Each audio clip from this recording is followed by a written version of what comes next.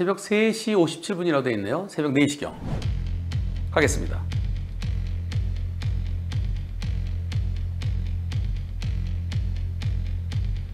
어이쿠, 택시가 다시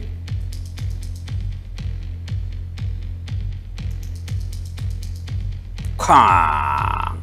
깜빡이도 안 켰죠? 택시가 언제쯤 들어오나요? 택시가 들어올 때 거리가 얼마나 되나요? 이때 거리가 10m 조금 더 될까요? 그러고 와서 딱 이렇게 쓰면은 이거 못 피하겠죠? 여기서 여러분들께 투표 한번 해보겠습니다. 왕복 6차로 도로인데요. 불박차 속도 어느 정도로 보이나요? 제한속도 50이에요. 50, 2, 60, 3, 70, 4, 80. 투표해보죠. 불박차 속도 어느 정도로 생각되십니까? 투표 시작. 50이라는 견해가 7%, 60이라는 견해가 30%, 70이라는 견해가 32%, 80이라는 견해가 31%. 제가 왜 이걸 여러분께 여쭤봤냐면요. 넓은 길이잖아요. 넓은 길은 실제보다 더 느리게 느껴집니다. 그리고 오디오가 없으면 또 느리게 느껴져요. 길이 좁고 옆에서 뭐가 착착착 지나가고요. 뭐 가로수 같은 거 있고 막 그럴 때요. 그런 게 착착착 지나가고, 그리고 소리가 있으면 더 빠르게 느껴집니다. 오토바이 같은 경우는 실제보다 더 빠르게 느껴지는 게 소리가 브르르 소리가 나서 그래요. 도로의 넓이, 소리 이런 것에 따라서 속도, 이 느낌이 달라지는데요. 이 불박차 속도 얼마나 되는지 다시 한번 볼까요? 3차로 가고 있었고, 예, 시속 97이었대요. 경찰이 도로교통공단에다 분석을 했겠죠. 분석 의뢰에서 나온 게 시속 97이랍니다. 근데 그렇게 안 느껴졌죠. 여러분들 97 그렇게 좀 놀랍죠. 소리가 없고, 그리고 길이 넓고, 그리고 블랙박스가 와이드 광각, 그러면 속도감이 상대적으로 느리게 느껴지고요. 블랙박스 화각이 좁고, 그리고 길이 좁고 뭐 착착착 지나가잖아요. 옆에 가로수 같은 게요. 특히 터널 같은데요. 그리고 소리가 있으면은 실제보다는 더 빠르게 느껴집니다. 그 느낌으로는 속도를 판단하기 어려워요. 자, 이번 사고요. 왕복 6차로 도로에서요. 나 3차로 가고 있었는데요. 택시가 갑자기 들어왔어요. 그리고 보도블록 추격하고 전복됐습니다. 이 사고에 대해서 어떻게 생각하십니까? 이 사고로 코로나 시국에 사고로 인해서 회사도 퇴직 처리됐대요. 아이고.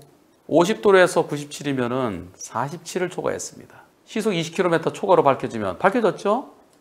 불박차 가해 차량이다. 속도 위반에서는 벌점과 범칙금만 부과될 뿐이고 택시가 가해 차량이다. 어떻게 생각하십니까? 투표 시작. 50도에 97. 저럴 때는요. 50이면 피할 수 있었겠는가? 불과 10여 m에서 쑥 들어오면은, 그냥 앞으로 쭉 간 게 아니라 쑥 들어오면서 멈추려고 그렇게 들어오면은 50으로 가더라도 피하는 거 매우 어렵죠. 지금 이 영상은 무진장 중요합니다. 여러분들이 20%는 속도 위반에 해당되면은 20km 초과했을 때가 속도 위반이죠. 그러면 불박차 가해 차량이라는 게 20%.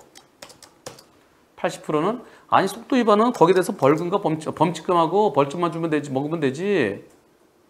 저 시속 50으로 가더라도 못 피하잖아. 그래서 택시가 가해 차량이지 라는 의견이 80%입니다. 이거 무진장 중요해요. 교통조사관분들 중에서 상대는 깜빡이 안 켜고 꺾기 전에 안 하고, 그거는 일반 과실. 즉 일반 과실은 경과실, 그쪽은 그냥 가벼운 과실. 너는 20km 초과했으니까 12대 예외 사유를 중과실이라고 그렇게 표현하잖아요. 중과실이 아니라 그건 10대 예외 사유인데요. 너는 중대한 과실, 10대 중과실. 너는 중과실, 여기는 일반 과실. 그게 네가 잘못이야. 그렇게 판단하는 조사관분들이 상당히 계십니다. 그건 형식적인 판단이에요.